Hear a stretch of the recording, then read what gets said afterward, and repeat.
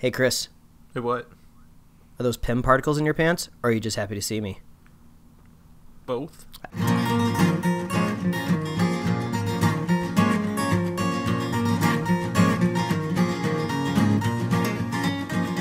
A modern podcast where Chris and Mike talk about TV, movies, superheroes, and everything in between.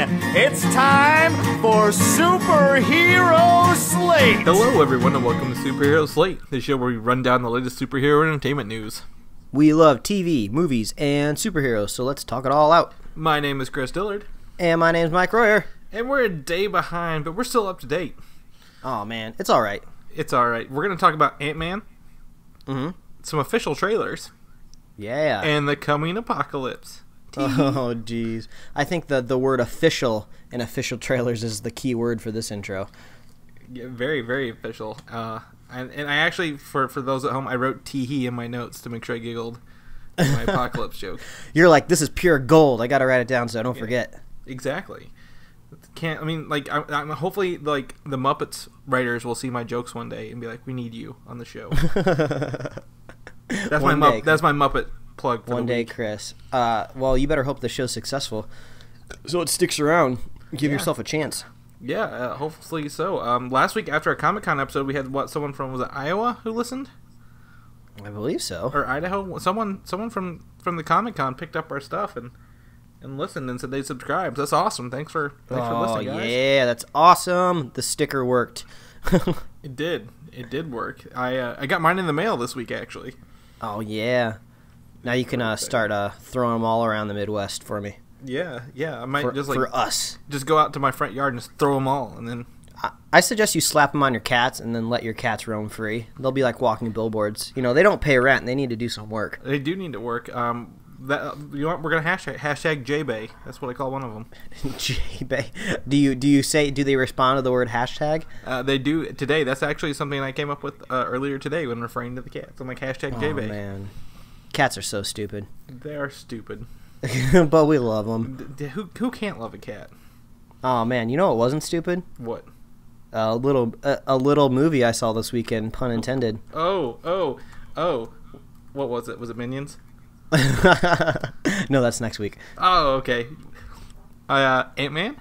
Oh yeah, let's just bury that lead for not much longer. But holy crap, yeah, we saw Ant-Man this weekend. So yeah, I saw Ant-Man. I've only seen it once, though. That's the worst part about it. Oh well, there's plenty of time. There's literally hours in the day that you can fill with your Ant-Man joy. I think I'm gonna go watch it at a drive-in this weekend. Ooh, that'd be fun. I'm planning on seeing it a second time here this weekend. I didn't get a chance to watch it with my wife. I had a chance to see it with my mom, so that was an interesting experience. Just because I think this was the first time I've ever seen a Marvel movie with my parents, both at the same time. So it's kind of interesting to see a totally different spectrum of people that go to see these movies that we kind of forget about sometimes. So I want to point out here. You said your mom, but you also saw it with both your parents. Yeah. Why did you yeah. pick out your mom more so than your dad?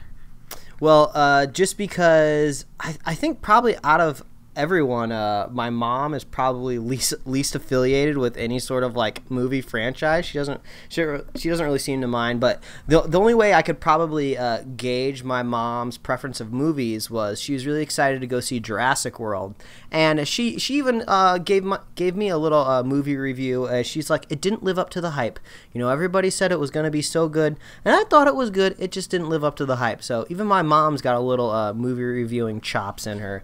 But I guess, you know, we can go ahead and start dropping how we feel about this movie. But to start it off, my mom enjoyed the movie more than Jurassic World. So I don't know how much weight that's going to hold with our listeners. But it is, what did we say? It's Mike tested, mother approved. Yeah, Mike tested, mother approved. It's like Kicks. That was entertaining. I remember that one.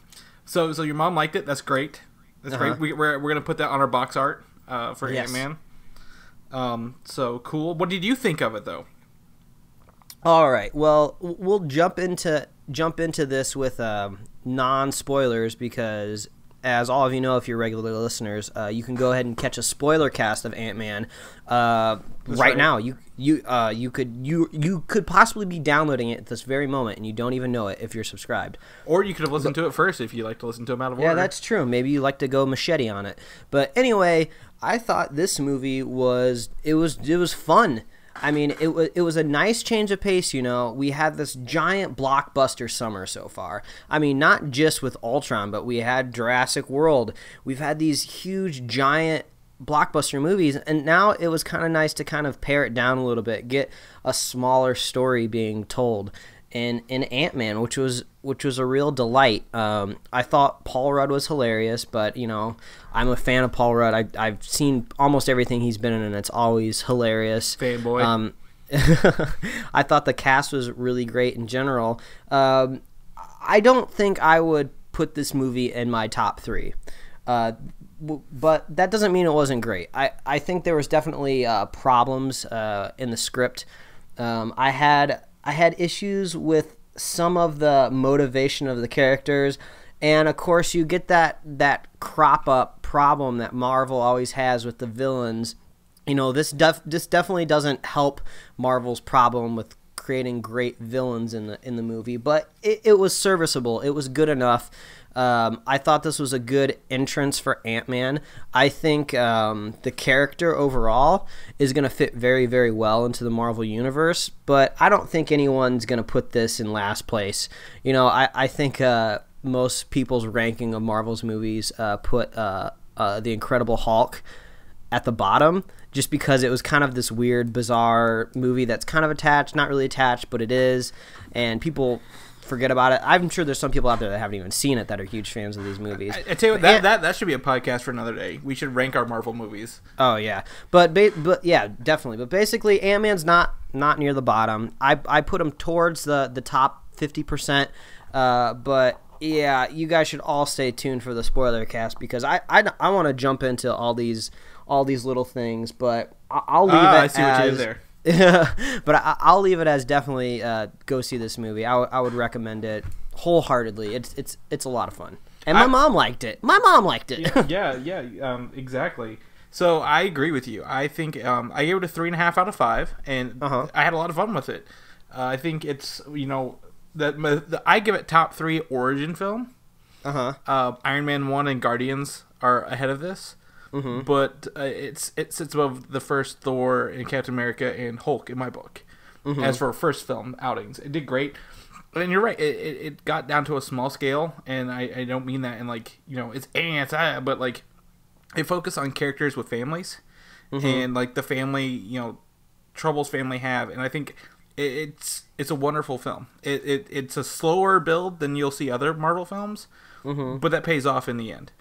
Yeah, and we kind of finally got a nice little change of pace, like we see in all these Marvel movies. They all kind of almost pick their own little theme, and we got a little heist theme in this movie, which was fun and unique, and who knows if we'll ever see another heist superhero movie, so that was cool. Yeah, the supporting characters in this, all new supporting characters in this, pretty much. Great additions to the Marvel world.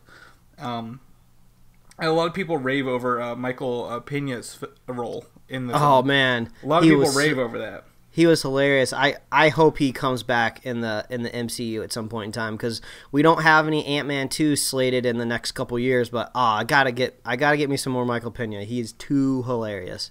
Yeah, so I'm going to say most of my stuff also for the spoiler cast. We want you guys to listen to that, but I definitely say it'll must watch. I'm going to go watch it again. And honestly, as much as I've forgotten about Age of Ultron, Ant-Man sticks with me a little more. Than I think Age of Ultron did. Simply because it's a smaller story. Like, it's not all in your face.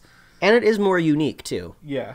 So some fun facts about that before we move on to our news. It was actually number 1 this weekend. Ant-Man was great. It had 58 million domestic, which is actually the second lowest for a Marvel film, behind The Incredible Hulk.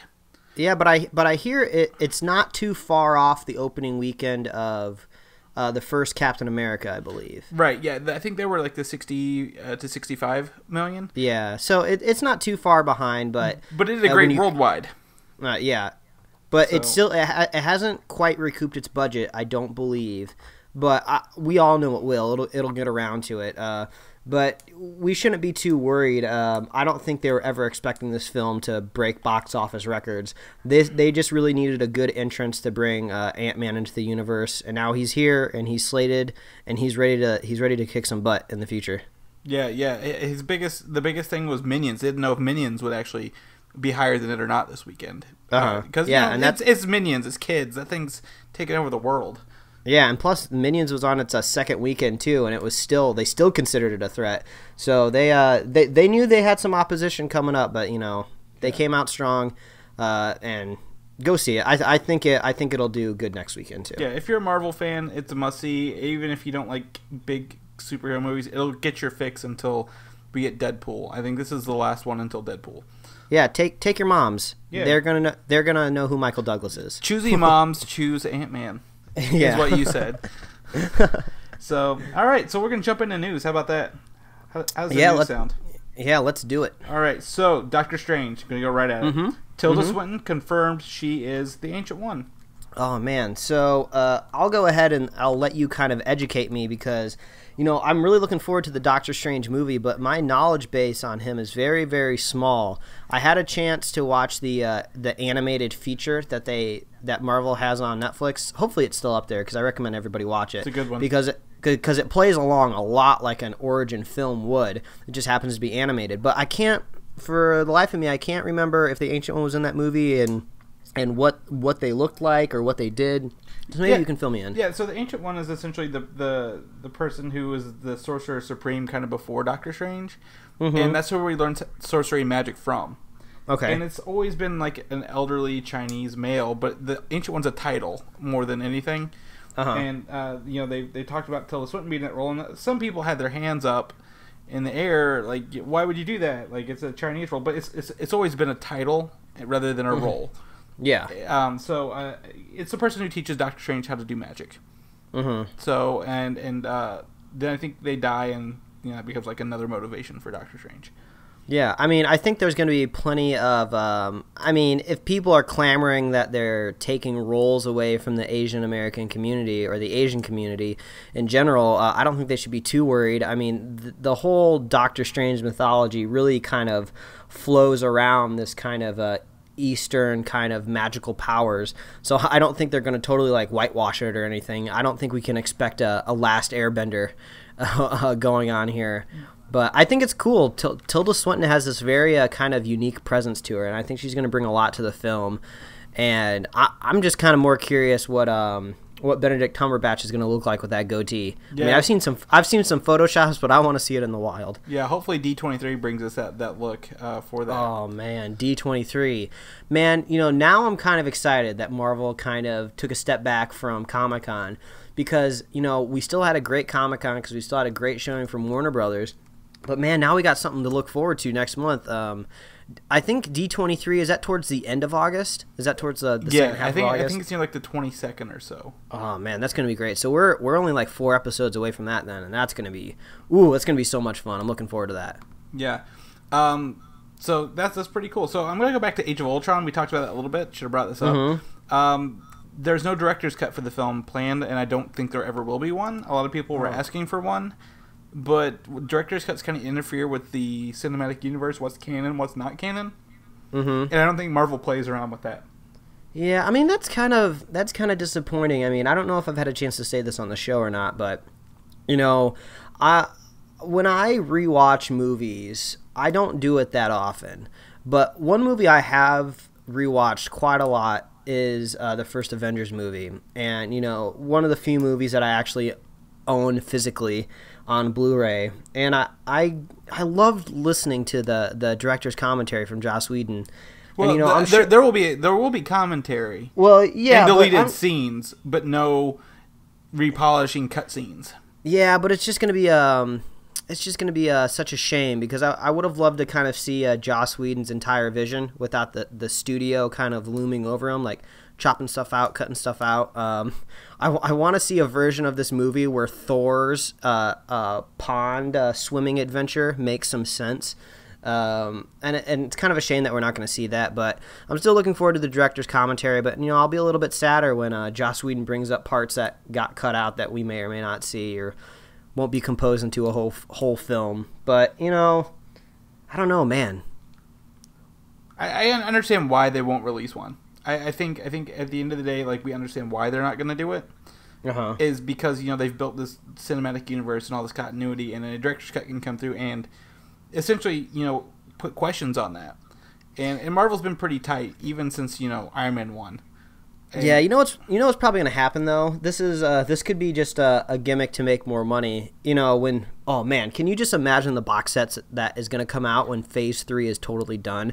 There's going to be some sort of massive filing cabinet that you have to buy that houses all these movies, and then they'll finally give you the Age of Ultron director's cut, because it'll give someone like you, who's going to own all these movies individually on Blu-ray, a reason to go buy this filing cabinet. Yeah, well, I tell you, they did announce the Phase 2 collector set. Like, the Phase 1 had the briefcase. They announced Phase 2 collector set as soon as Ant-Man released on Friday. Oh, wow. It's the orb from Guardians of the Galaxy is involved. Oh, okay. And it's every movie in 3D, Blu-ray, and digital from Phase 2. So it's still 6 movies, but it comes with collector power orb. Oh, okay. So you're not far from the truth. I'm telling you, it's going to be like a filing cabinet, and they'll just brand it, and they'll make it like a Shield filing cabinet or something, and then everything will be top secret, kind of like that briefcase. I hope it's an Infinity Gauntlet with the discs inside. That would be pretty cool. I think, and then hopefully, I don't know if they could do it. Maybe they could find a way you could put the Infinity Gauntlet on. That'd be so cool. I got to get me one of them Infinity Gauntlets, man. I tell you, Infinity Gauntlet heat warm glove oven mitts. That's my goal. I want to get an Infinity Gauntlet oven mitts so I can feel powerful when I'm in the kitchen. Only if it's like that UV glove material. I fucking love my UV glove, man. I don't know what an UV glove is. I'm going to have to look into this. Product placement on the show. It's basically that. It's basically like a branded version of those oven mitts, but oven mitts are usually like mitts. This is actually like a glove. Each finger can grab the tray and stuff. Okay. Yeah, so it makes more sense for the Infinity Gauntlet. I'm on board with this. So oh man, get on it. Get on it, UV glove. Pay for that Marvel licensing fee. Yeah, or we'll just do it ourselves. I don't care. Spider-Man had some news this week. Oh man, I don't think I heard of any of this news, so this is going to be good. They have the potential writers for the film.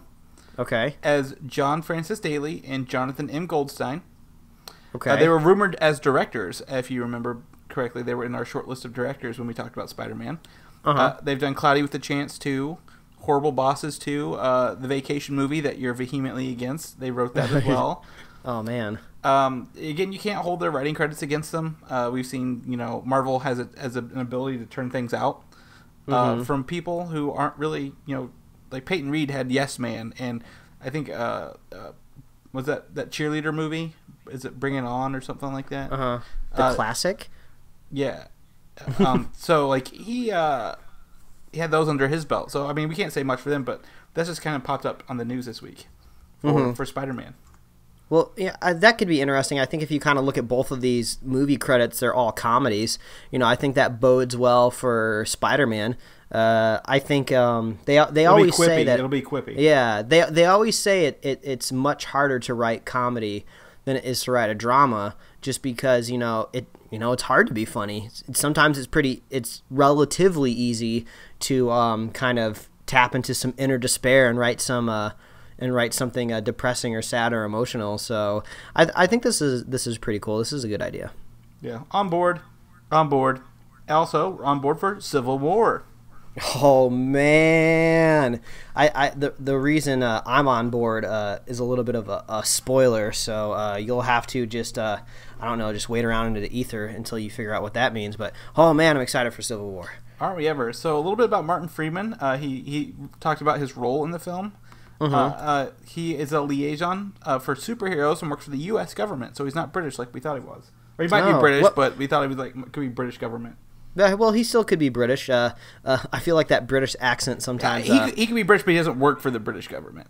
Yeah, that's true. He can still be American and have that British accent. But I think that'll be cool. I like the idea of a liaison between superheroes, because that's almost what Coulson used to be.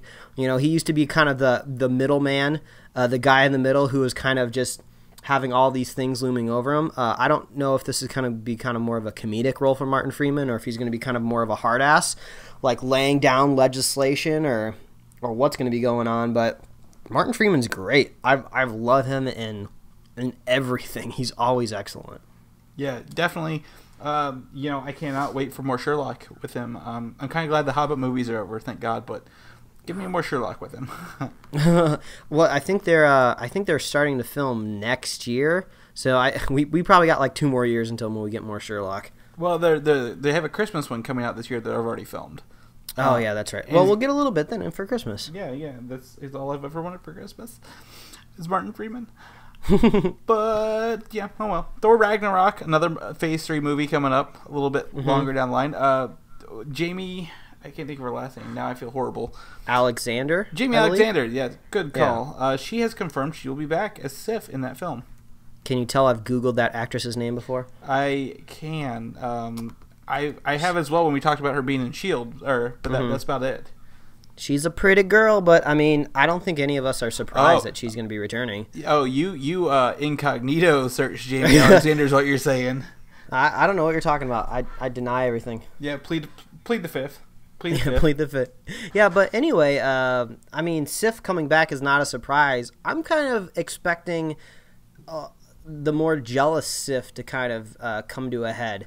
I mean, we've gotten kind of hints of it throughout the film, but she's always been like adamantly in love with Thor in the comics. So we haven't really gotten much of that, and I think if anybody knows me well enough, I really don't like Jane Foster in any of these Thor movies. I think she's pretty throwaway, and I don't really care too much for her.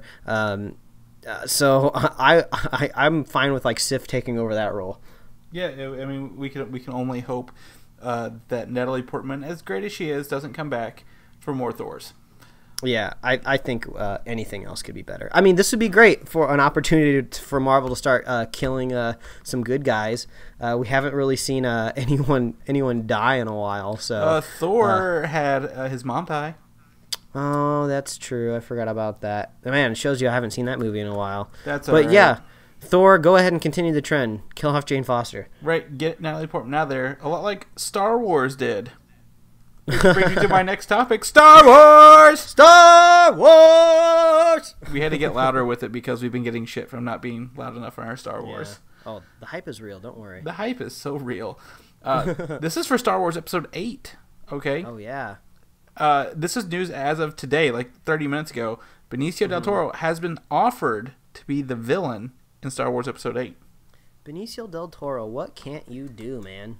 Well, that's a good question. I love him in Snatch. That sounded dirty. I'm sorry. Well, you didn't say in the, so you're fine. Oh, okay, great, good. No, I mean, I like him in that. He was the Collector in Marvel's Guardians of the Galaxy, as we all know. And he's still in there. He's not dead. He didn't die, so he must be a good guy in Marvel's terms. But, I mean, yeah, that's really about it. We don't know much about 8. It's directed by... Is it Gareth Edwards, I believe, who's doing Star Wars Episode 8? So, pretty excited for that. Yeah, that's cool. Hopefully, I think he can bring a lot to the role. And, man, I think I'm more excited to see how the dark side's going to shape out in these new Star Wars movies, honestly, than anything else. Just because we don't really know much about them yet. You know, we can kind of guess and hear some rumors or get some attachments from these books that aren't technically connected to the story anymore. You know, but I really want to see what the motivation for the dark side is. I mean, obviously, they're basically supposed to be pure evil, and the Force is supposed to be pure good, but I want to see where these gray areas cross. Yeah, probably on the color spectrum, if I was a betting man. Oh, God. Oh, well. Bad jokes. Oh, well. That's our Star Wars news. We're going to move into something a little more serious. Let's break this down. All right, I'm going to set my chair backwards here while I talk about this. Oh, okay. San Diego Comic-Con 2016. Did you watch any leaked footage out of there? Or 2015. Did you watch any leaked footage out of there? Well, I don't know. I feel like now you're kind of outing yourself as a bad person if you say you watch the leaked footage. But, I mean, who can resist not watching leaked footage? I mean, after I saw it, I kind of wish I wouldn't have watched it because I didn't know the Suicide Squad would be released officially, like everyone else out there knows. And I felt like kind of some of the wind was taken out of my sails when I finally saw it in like high def HD. So, you know, maybe I will have learned my lesson. But at the same time, it's just like, it's kind of like, I don't know. Let's just get the news out of here. Yeah, and so, I can elaborate more. So Warner Brothers has every year, for as long as I can remember, has bitched about people filming footage in these auditoriums, right? Mm-hmm. And they, you know, short of them taking everyone's phones and making sure everyone gets them back at the end of the thing, like, people are going to do it. It's something that's going to happen. And honestly, they are saying that we don't want to take footage to San Diego Comic-Con anymore because of the leaks. Uh-huh. And I'm on the fence of, like, boo fucking who. Like, I would never have been as hyped for Suicide Squad as I am had that leaked footage not has showed me. Like, I was not on board until I saw that footage. Yeah, I mean... But, and you talked about, you know, it becoming official, which is our next topic, actually. They did not plan to release that. That was not going to come out until that leaked footage got so popular and so famous, and, like, the reaction was so strong. That, you know, that's kind of why they released the official footage.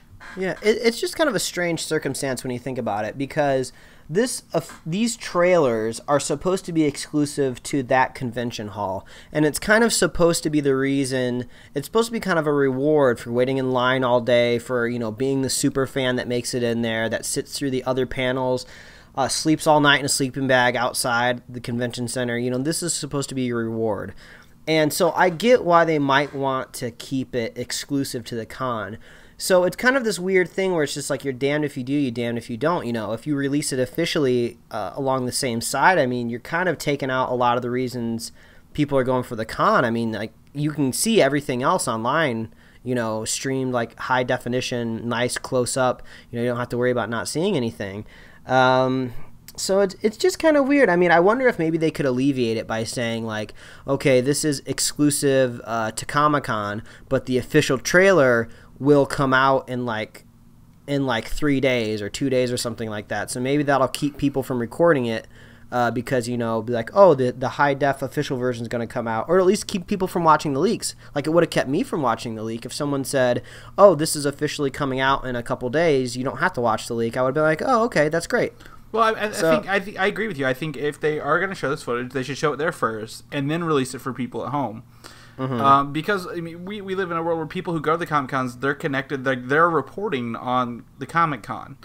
You know, via, like, their reactions are coming via tweets and social media and so forth. And, you know, Batman released almost immediately after the trailer was out, right? And it wasn't because of the leak. They were actually going to release that.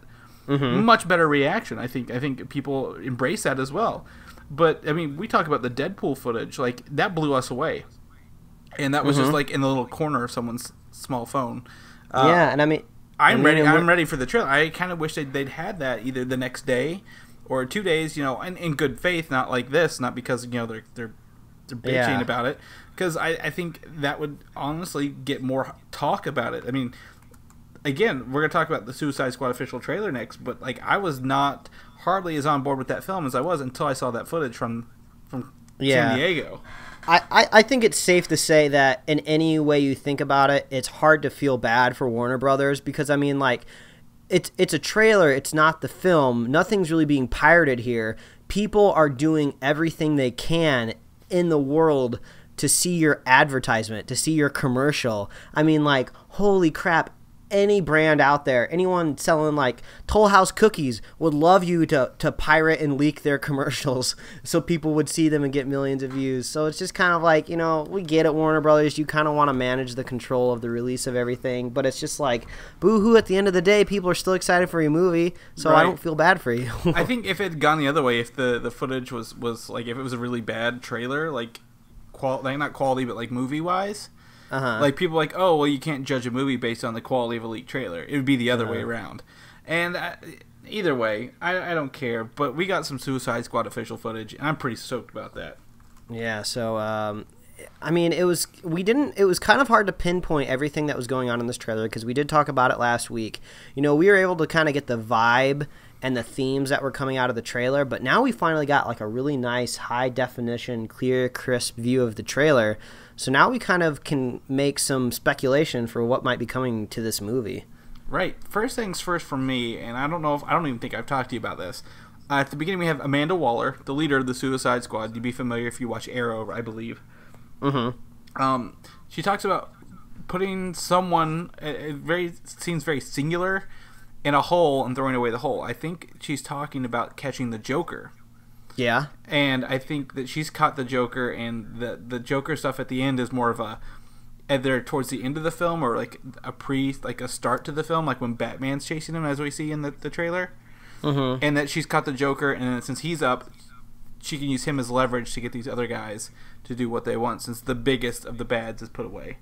Yeah, because it does kind of make you think, you know, how do you get all these bad guys together to fight a bigger bad guy? I mean, like, you kind of need to put someone up there that's really, really big, you know, and it makes sense for it to be the Joker. I kind of like that we can kind of speculate what's going to be going on in this film, and that we didn't get like a very clear description. I think the most bizarre thing, even though it makes total sense, is seeing Batman. I almost would have expected that they would have kept Batman entirely out of this movie. You know, it seems almost kind of like in a movie full of villains, you know, the second we get a glimpse of a hero, all I'm going to want to see is Batman come in and kick all their teeth in. You know, which explains the grill on Jared Leto's face. And I'm proud to say that we can pronounce Jared Leto's last name. Been listening to a few podcasts in the last couple of weeks that just can't nail down his last name. It is Jared Leto, people. But anyway, I really am curious what Batman is doing in this movie. I have a feeling it's going to be in a very limited capacity. I don't think he's going to be in it very long, but I want to know what he's going to be doing in there, because I think that's going to be super fun. No, I agree with you. I've always said that this is a Batman movie without Batman, and they kind of added Batman in a little bit, because it's all Batman rogues, if you look at it. I recently finished playing Arkham City this week. Finally beat that, and I bought Arkham Knight on sale, so I'm going to start playing that. And a lot of these people are in those Arkham games. Yeah, he got to fight all of them? Some of them, yeah. Some of them. But, again, it's very vague. We have over a year till this movie comes out. It's August of next year. But I'm on this board. I'm on the train. I like looking at the characters.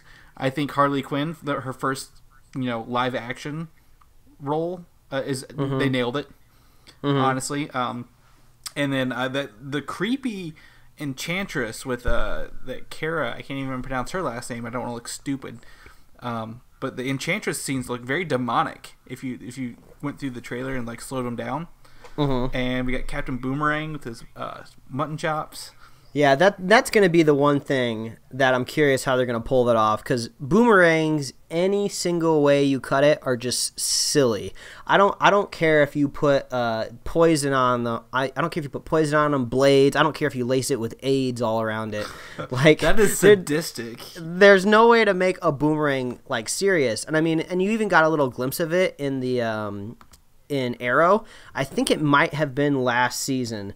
Where we got a glimpse of some boomerang action, and it's just so silly. It's just stupid. So I mean, like, I almost kind of wish that they call him Captain Boomerang, and they're just like, oh yeah, well, I know it's a dumb name, and then he just pulls out like a shotgun and he just runs around with a gun all the movie, because it's just bizarre. So I don't know how they're gonna pull off the boomerangs. So that'll be interesting to see. And it's Jay Courtney, and I just want to punch him in the face. So it's a character everyone's supposed to hate. Yeah. And then Killer Croc actually looked pretty good in live action, I'm going to be honest. Oh, yeah. We got that high def kind of look at him just in some nice demonizing light, and I think he's going to be super, super cool. I'm hoping he has like some sort of vicious tail attached to him that's just been hidden in some of the official photographs and the trailer that we've seen. Because I'm hoping like he just like strips off these like trench coats and hoodies he's been wearing, and he just looks like this like ferocious lizard. I think that's going to be super, super rad. Yeah, it's pretty exciting. And then to cap it off, the Joker at the end. His exact lines are, I'm not going to kill you, I'm just going to hurt you really, really bad. Yeah, how's that make a great line, that? man. I mean, that's Joker. I mean, as much as we gave him shit when he's cast, just like Ben Affleck, we always give tons of people shit before we see anything. And I will say I'm eating a little bit of crow, so to speak, on that. I'm okay with it. Honestly, I am very okay with it. They did a great job. The tattoos don't look as stupid in real life as they do in still photos. I don't know how you feel about that. I mean, it's kind of hard to say. I'm kind of liking this. It's not really an alternate reality that they're making or an alternate universe, but Warner Brothers is really crafting this kind of unique structure of these superhero movies where they're basically saying, we're going to do whatever we want to these characters, but don't worry, you're going to get the movie that you want.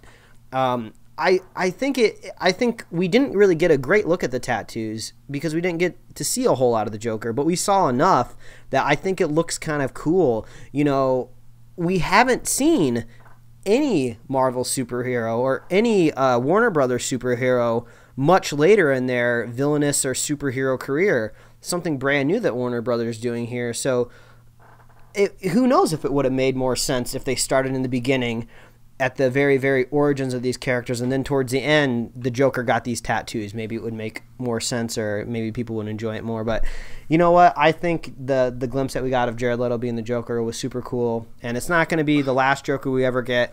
There's going to be more Batman movies in the future past this franchise, just like there were in the past, and there'll be new Jokers, and our kids will grow up with different Jokers, and we'll tell them the day when we were kids growing up, we had these excellent Jokers. So I think it's cool that we're getting different renditions. I mean, people are going to complain if we keep getting the same shit every movie. So we're getting something unique. Stop complaining.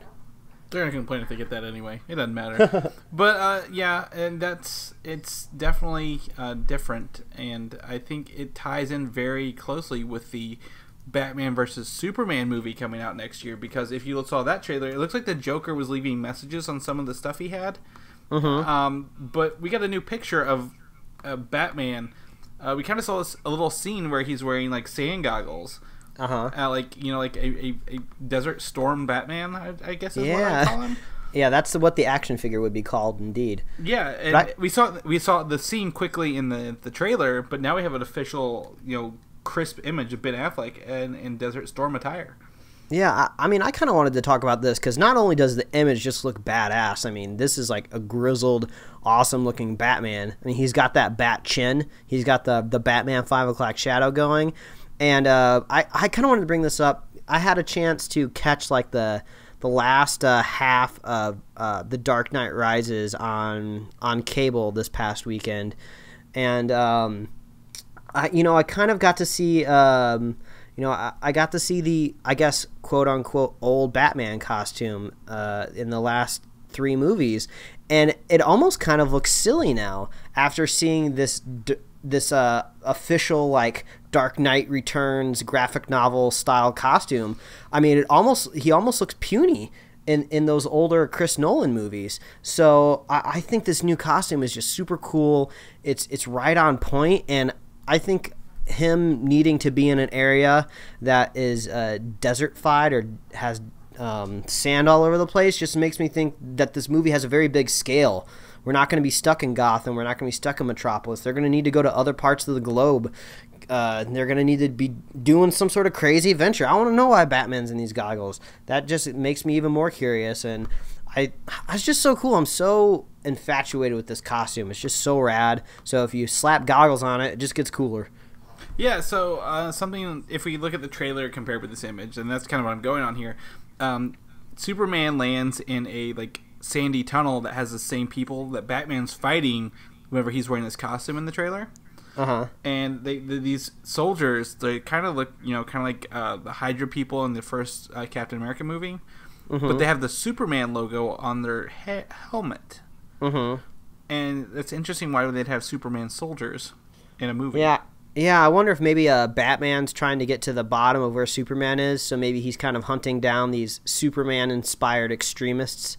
And some people... It's way too early to speculate, I think, but I mean, that's just something interesting that, another question raised before we go into that movie even. Yeah, I heard some possible rumors that maybe this part of the world that Batman is in, he's kind of on a journey to find Wonder Woman. Maybe he's trying to track her down to help her... so he can help her fight Superman. I don't know. I think it's cool. It just raises lots of questions, and it's just a badass image. Yeah, totally. Check it out. It's on the video. And our notes. So, some other footage that leaked out of San Diego was Deadpool, but we know now, this is our bit of news here, we get that in 2 weeks. Yeah, 2 weeks' time. Ryan Reynolds was nice enough to tweet out last week that we'd have it in 3 weeks. It's been a week. The clock is ticking. We got 2 more weeks. I guess they're working on some of the CG to polish it up. There's no way of telling really how polished it was off of that leaked footage.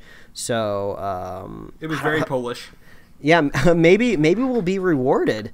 Maybe the trailer we'll see, maybe we'll have a couple extra seconds of some new stuff. Maybe they'll reward us for our patience. That'd be kind of cool. I do hope so, because that movie comes out in February. It has, I guess I forgot Fantastic Four comes out in August. When I was saying that Ant-Man was the last superhero. It's honestly easily to forget that movie's coming out in August, but we're going to talk about that. Yeah, so anyway, but I mean, it comes out in February. They need to start kicking up the marketing for it if they're going to, try to sell R-rated film over time. So yeah, hopefully patience pays off, knock on wood. Yeah. But we will be talking about that for sure in 2 weeks. Yeah. Speaking of patience, though, the road cut came out this week of Days of Future Past, and I happened to pick it up. Oh, yeah. You said you'd let us know, so let us know, man. It honestly doesn't make that much of a change to the film. I only laugh because I think we've talked about this road cut on at least 4 or 5 different episodes, and you're just like, yeah, it's not that big of a deal. Really not. I'm glad I bought it. Because it comes actually with the original cut of the movie too. But there's one scene in the future, or one scene in the past between Mystique and Beast. And then I think there's one more little short one in the past, but most of it's in the future where they have to go get Rogue. And it's just replace Kitty Pryde with Rogue, and that's pretty much it. The scene where they go get it could have just been a bonus scene, an extra features. I don't know. I now have 2 copies of this film on my shelf, and I'm like, well, I saw it. I don't know what else we want to do with it. So my original. So was it a deleted scene, or was it actually stitched into the film? It's in the movie. There's a road cut of the film. There's 17 extra minutes of footage of it. Gotcha. My initial review of the movie still stands. I think I gave it 3.5 out of 5. I don't remember. I didn't care for it as much as everyone else did. Because I don't like the future scenes nearly as much as the ones in the past. Do you think they made the right choice cutting out that portion of Rogue? I do. I think everything they add, I don't think it needed to be Rogue. I think that's just kind of fan service to tie her into the original trilogy, because she's the focus of those first 3 movies. Yeah, it's kind of funny. I feel like I'm going to shoot myself in the foot right here saying this, but usually if they cut a part out of the movie, it's for good reason. But as I was just saying, I want to see that Age of Ultron version. But at the same time, I feel like I needed more for that to make sense. So this is kind of different, Days of Future Past, didn't really matter who the character was that was kind of keeping Wolverine in the past, as long as he was there, because that's where all the good stuff, that's where all the fun stuff was. But with Age of Ultron, I have questions I want answered. Damn it. Yeah. So if you don't own Days of Future Past, pick up the road cut. You'll get both versions of the film. And other than that, you're not missing a whole lot by not watching it. Yeah. Next X-Men movie. How about that? You want to go to the next X-Men movie? Let's roll into that. Apocalypse had some big releases over the week to coincide with San Diego Comic-Con. We saw the full teaser footage now. We don't have just a clip. We have the full teaser footage. If it's still, the link is still live. If not, if our links are down, tweet us and I will put them up. I have all the footage myself. Well, Apocalypse is still only leaked, right? We don't have the trailer yet. Right, it's still unofficial. But they did have Entertainment Weekly did a whole big piece on all the mutants and all the characters. So you're going to be looking right now at an image of our first official looks at Psylocke, Apocalypse, and Magneto. I'm going to go with the good, the bad, and the ugly on this. Okay. The good, Psylocke. Damn, that's right out of the comic books. Yeah, I mean, it's on point, that's for sure. That is a comic book costume on Olivia Munn, and it's unapologetically the costume from the comics. The bad... I wouldn't even say it's bad. Magneto looks pretty awesome with that red. So he looks badass, is what you're saying. Yeah, exactly. He's that's a very Age of Apocalypse style armor. His hair is not long like the comic. I don't care, but he that red armor's awesome on him. Oh yeah, that's sick. And the most controversial theme is the way Apocalypse looks. Yeah, it's kind of strange though, because in this official poster kind of cover that we get right here, he's looking very blue. But in some of the screenshots or the leaked images we got of him, he's looking kind of purple, which unfortunately is connecting him to a character that I'm not surprised that more people made the connection to that I made the other week. He's looking like Ivan Ooze, man. He is looking like Ivan Ooze, and I think mostly, it could be the lighting that's horrible on that one, and the way he looks. But if we look back on those images, there's one where we see him from behind, right? His suit, he's got a bunch of wires and pipes running out of his suit on him, and that's very comic book like. I will give them that. Like that feels like it. He's got that big thing that kind of makes his neck look tall on the back as well. Some people point out it kind of looks like Cerebro. Like he has his own built-in Cerebro on his head. Yeah, possibly. That would make sense because you're automatically like taking out some of the strongest mutant powers from defeating him. So I think this is cool. His costume is very much connected to that after credit scene that we got in Days of Future Past with the whole like Egyptian theme of like ancient mutant and stuff like that. So the way he looks great. What I'm honestly expecting, I'm reserving my judgment for now. I'm expecting that he's going to have another form. I'm guessing towards the latter half of the movie or towards a turn in the movie, he's gonna transform. He's gonna get giant. He's gonna get bulky, and he's gonna get massive and scary. That's what we want to see, and that's what we expect from Apocalypse. So I think this is basically like this is what he's gonna look like the majority of the movie when he's like pulling the strings and making his master plan go the way he wants to. But I think when a big massive battle happens, he's gonna be like some giant yoked up massive scary mutant dude that's gonna be like crushing faces. Yeah, I think there's more to it. You're right, and we're gonna be treated to it much later. On top of that, all these pictures that we have here, you can check them out through our links because there's just so many to put in the video. We get confirmation Quicksilver's back, and he looks to be in like an armored suit, like an X suit. We get a lot of mutants in this film. We got Mystique, we have Professor X, we have Beast, we have Maura McTaggart coming back actually from First Class, played by Rose Byrne. And we got Scott Summers that's looking like a straight up dweeb. Yeah, we have the original 5 mutants. We have a young Nightcrawler. We have Jubilee, looks pretty good too, like very comic book, or I guess TV show counterpart. Storm with the mohawk, of course Cyclops and Jean Grey. They all look really great to their comic book like counterparts.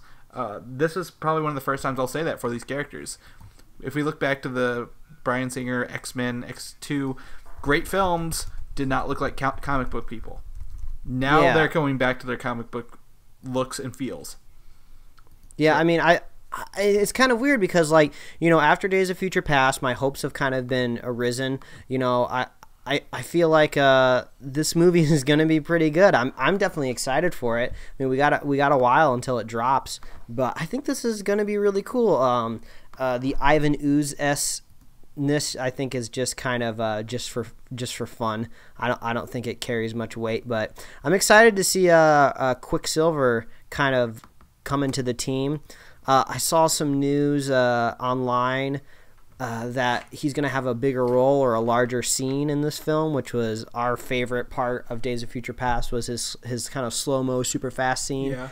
So getting more of that is just that's just awesome, man. Yeah, definitely. I think Apocalypse.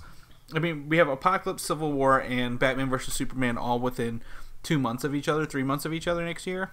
And if we can make it through that period there, we're going to be left with some beautiful comic book movies, I feel.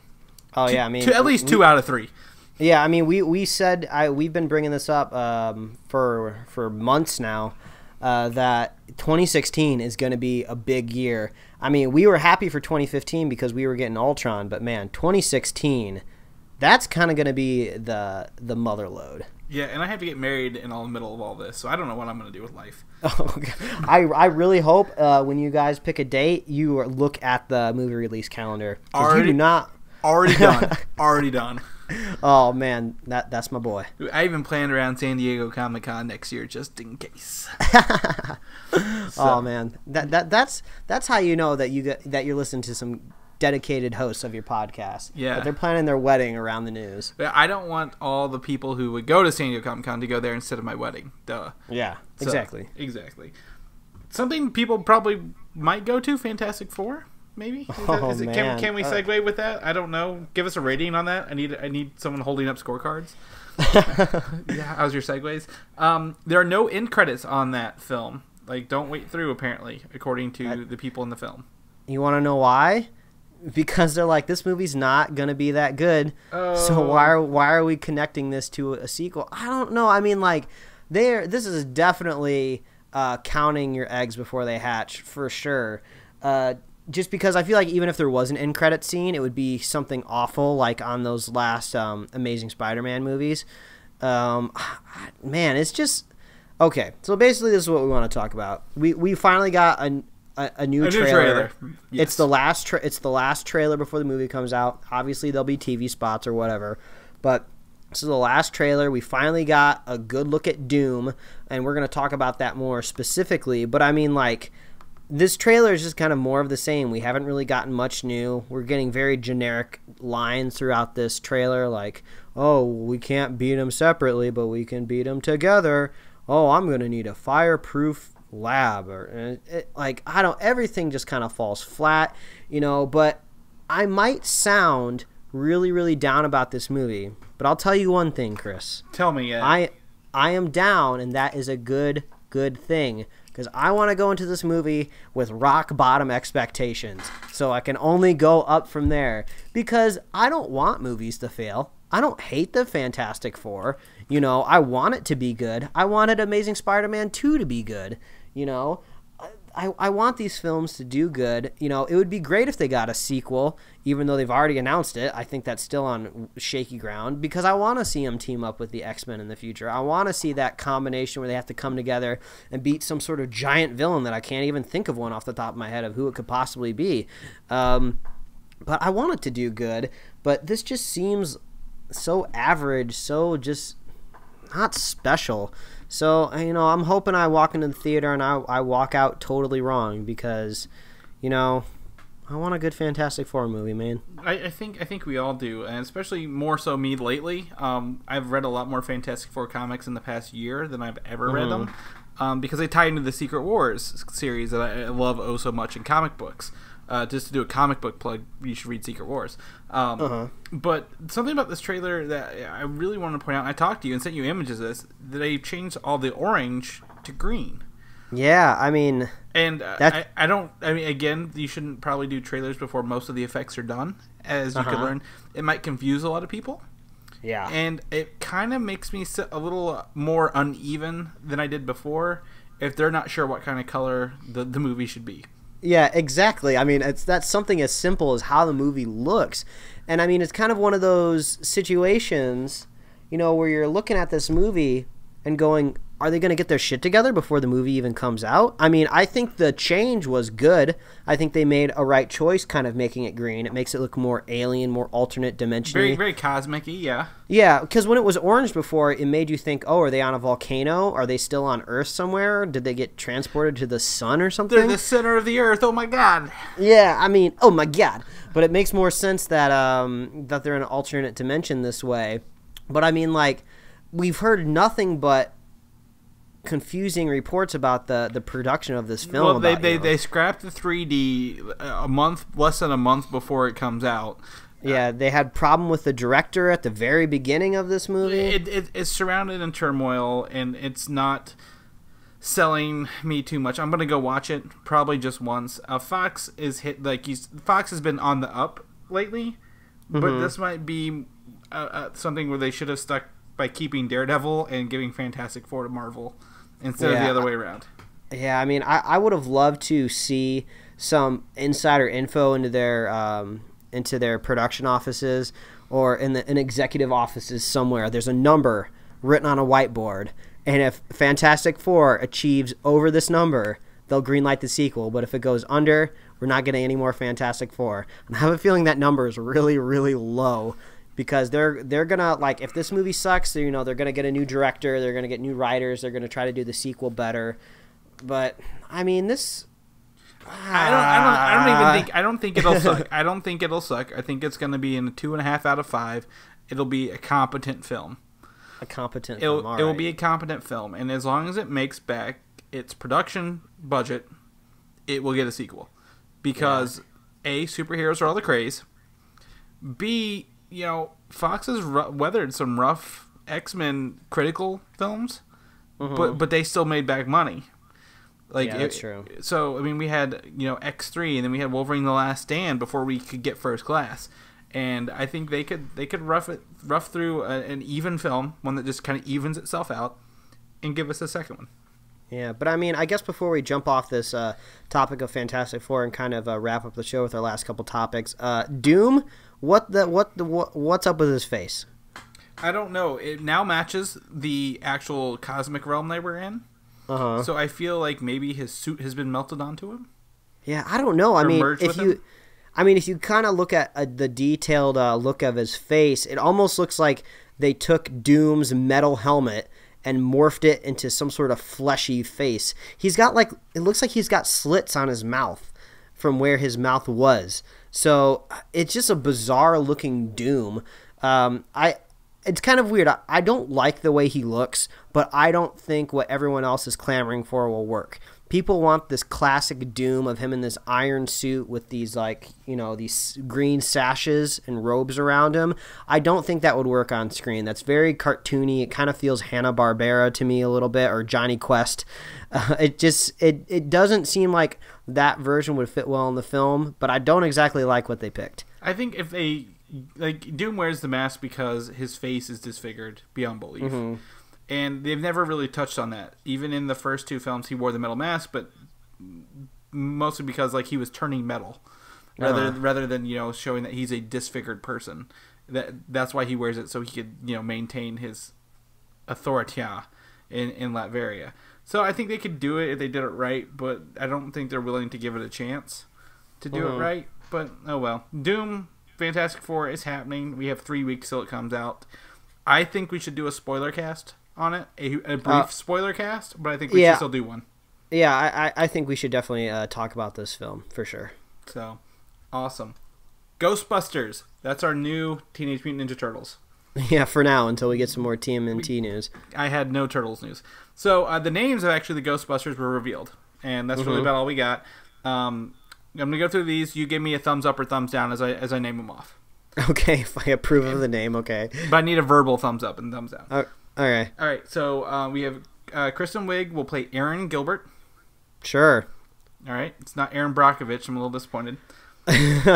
Kate McKinnon has the most Jewish name, Jillian Holtzman. Okay, I'm fine with that. Melissa McCarthy is an Abby Yates. Okay. Leslie Jones is Patty Tolan.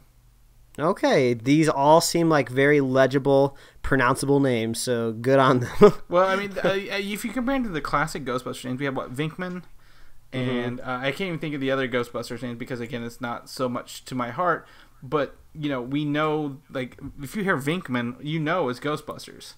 Yeah. Well, I was almost hoping with these reveal of these names that maybe we would get some sort of last name in there that tied them to the other Ghostbusters movies. But, honestly, we've admitted that we don't know a whole lot about the previous Ghostbuster films, or at least we weren't, big fans of it. So even if somehow these characters, were related with the last name, I wouldn't have been able to pick it out. But, and even Spengler, Egon Spengler, I don't know, they just seemed more iconic. I don't know. I don't know. I still want to see this Ghostbusters movie. I think it's going to be fun. Yeah, I think I need to rewatch the other ones as well. We'll put that on the to-do list. So, anyway, TV news. Got some TV news real quick. A couple things.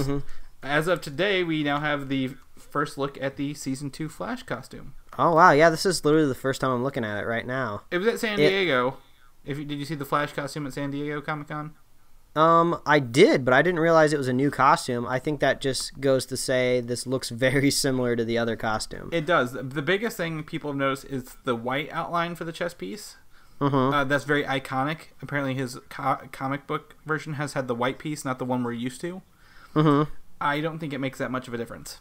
Yeah. I think it just means that the people on the show care about Flash's look. It just goes to show you when a show pays attention to the small details. They're going to pay attention to the small details of the story. And I can't rave enough about the show. So, it's a great show. Just seeing this photo just makes me excited. I mean, like, you know, we're not kids on summer vacation anymore. So I'm kind of clamoring for summer to be over so I can get back to watching The Flash, man. Aren't we all? Aren't we all? You could also be watching Xena Warrior Princess again, apparently. I don't think I've ever seen a single episode of Xena. I don't know that I have. I think I remember accidentally watching it because it was like right on after Conan Barbarian on like TSA or USA or TNT sometime, but like just kind of flipping through. But there's talks about do a reboot. It's all rumor, but I just want to toss it in there. That was news as of today. So all right, all Xena fans, you know, pay attention. Listen to it. Yeah, but oh man, we had some pretty good news this week. I was excited to talk about this stuff. Yeah. It was a quieter week after San Diego, but we have a spoiler cast this week as well for everyone to listen to. Yeah. Please tune into our spoiler cast about Ant-Man. We're going to talk about all the Easter eggs that we came across. We're going to go in depth about everything, about the 2 after credit scenes that we got. Both of them stay all the way. Yeah, about all the nods to all the special things in the universes, and man, there were some uniquely funny just action scenes and just stuff in this movie that was just great. So stick around, download that spoiler cast and give it a listen, and we're gonna let you guys know why you need to go see the movie. Yeah, and Mike will not be as vague for that one as well. So yeah, we're gonna stop using pronouns and actually go in with the actual words next time. Yes, very true. So, all right. So it's been a good show, about an hour's worth actually. It's probably one of our shorter ones. Mike, if they want to continue following you after the show's over, where can they do that at? Well, if they want to follow me, they can follow me at Mike Royer Design on Twitter or Instagram. And, of course, as always, you can go read my webcomics over at pickledcomics.com. Boom. What about you, Chris? Where can they find you? Where can they find out when your wedding is going to be so they can organize it around their busy schedules? Because I'm sure you want a bunch of our fans at your wedding. Right. So I'm working on a wedding website, so you can sign up and give me gifts on my registry. Yeah. Some things will be comic book related. But you can follow me at Valdan, VALDAN, on Twitter, and also Valdan1987 on Instagram. I'm going to throw that in today. I'm throwing the Instagram for once. Most of the stuff I post on comicui.com. Read that up. We're actually looking to redo the website. If you have any feedback on it, what you want to see going forward, let us know. We're looking at redoing some of that. Oh, awesome, man. That's super good news. And as always, please visit superheroslate.com, and that's where you can find all of the links to everywhere that we put the show. We try to put it out on every single avenue you could possibly subscribe to it, so you don't have to make new accounts for new places. You know, you can, hopefully you have an account for something that we have it up on already. So yeah, or just listen to it in the browser. You don't have to have an account to go to superheroslate.com.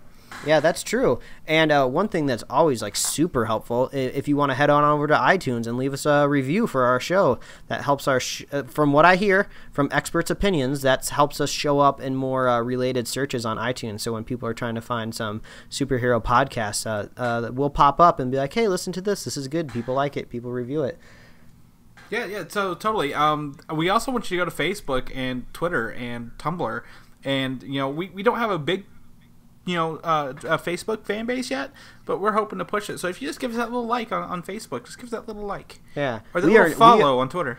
We are firing this show out of a buckshot rifle. We are not shooting this. We are not shooting this out of a precise space-guided satellite precision laser beam. This is a very much a cluster bomb. Yeah, we're gonna hit something, and whether that's good or bad, we don't know yet. And guess what? We hope we hit you. Yes, pow! Right in the kisser. Well, this is a good show, and I'm looking forward to talking to you next week. I'm looking forward to everyone else listening. But if you want a little bit more, head on over to the Ant-Man Spoilercast, and you can hear us talk about all the goods. Awesome. Well, we will catch you guys next week. All right, bye, guys. Bye. Bye. Thanks for listening, and don't forget to subscribe.